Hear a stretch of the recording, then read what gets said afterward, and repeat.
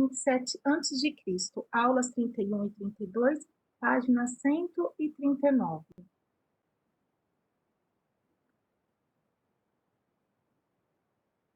Todos estão aí? Vamos acompanhar pela apostila, tá bom, pessoal?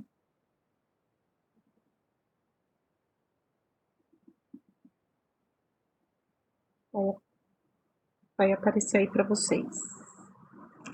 Vamos ver a organização da República Romana. Nós já vimos a monarquia romana, página 139.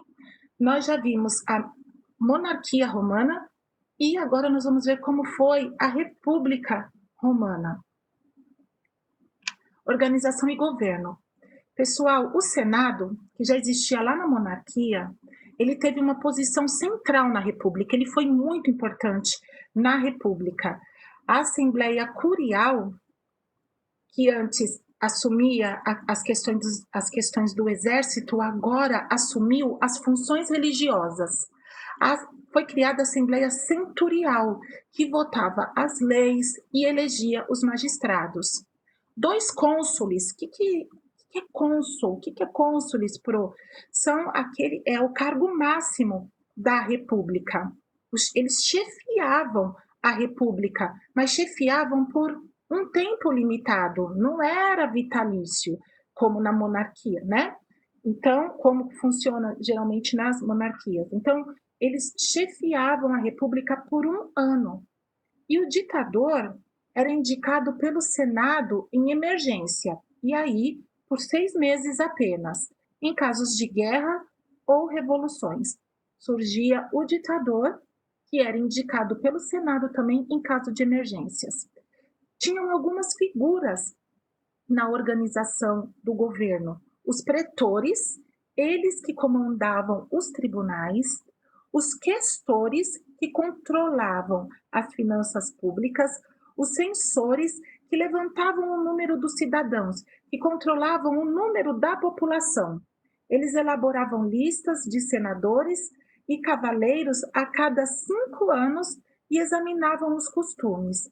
E os edis, pessoal, que organizavam as festividades cívicas, que faziam as festas religiosas, que supervisionavam o abastecimento dos mercados e da limpeza urbana. Então, ali em Roma, tinha uma organização muito eficiente.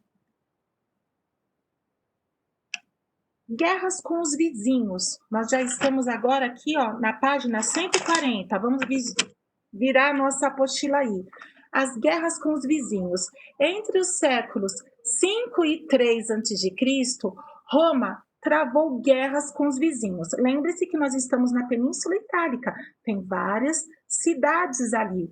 E Roma travou guerras com seus vizinhos entre os séculos 5 e 3 a.C. Formou-se, então, pessoal, a Liga Latina, Liga, aliança, tá bom? Das cidades do Lácio, sob a liderança romana, que criou um exército para enfrentar os etruscos, os volscos e os ecos. Tratados comerciais e casamentos consolidaram Roma como uma potência dominante ali da Itália Central. Então, vamos pensar a Península Itálica, ali no centro-oeste está Roma, e ali Roma se tornou uma potência dominante na Península Itálica, na Itália Central, através de tratados comerciais e através de casamentos. Nós vemos muito isso na Antiguidade. As lutas entre plebeus e patrícios, pessoal, foram chamadas de lutas sociais. Então, foram conflitos entre patrícios e plebeus.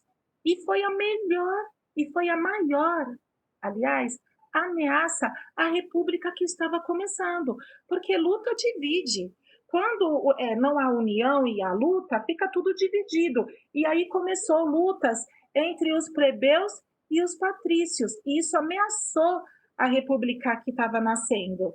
A cidadania, que dava direito à participação política, era oferecida a todos os homens livres, fossem patrícios ou plebeus, que estivessem aptos a servirem no exército.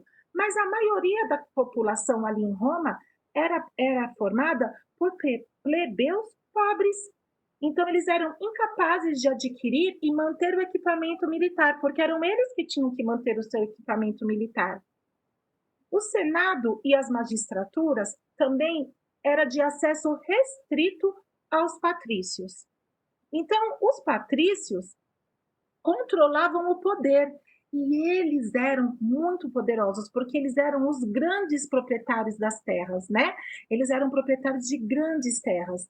E disputas pelo poder entre os patrícios, entre os próprios patrícios, colocaram em risco a sobrevivência de Roma. Essas são as lutas sociais, certo? Plebeus e patrícios, pessoal, nessas lutas colocavam em risco a república. A plebe, pessoal, vocês lembram que Rômulo, nós vimos lá na monarquia, ele dava refúgio a fugitivos, lembra que nós comentamos isso? Provavelmente a plebe ali em Roma era formada por essas pessoas. Então a plebe, ela ficava em muita desvantagem dos patrícios e daqueles outros plebeus que conseguiam uma certa colocação. Então a plebe era formada por pequenos proprietários e trabalhadores rurais e urbanos. Então, plebe formada por pequenos proprietários. Quem eram os grandes proprietários? Os patrícios. Pequenos proprietários e trabalhadores rurais e urbanos era a plebe. Disputas por terras geravam conflitos entre os plebeus e os patrícios. Os plebeus pobres se tornavam escravos temporários. Por quê? Pelas dívidas. Então, a dívida era tão grande que ele não tinha como pagar. Então, ele se tornava escravo para pagar a dívida. Então, os plebeus pobres se tornavam escravos temporários, enquanto durasse essa dívida.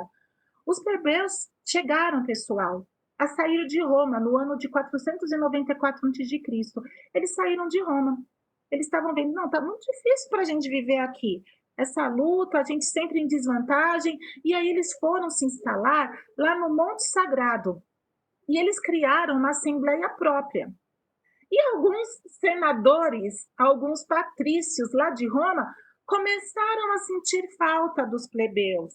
Só que não, né, gente? Eles estavam sentindo falta, era do trabalho dos plebeus.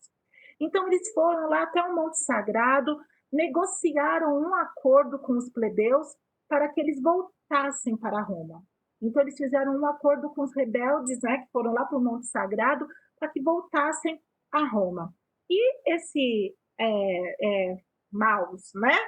E aí, esse acordo dava algumas vantagens, né, para os plebeus pobres.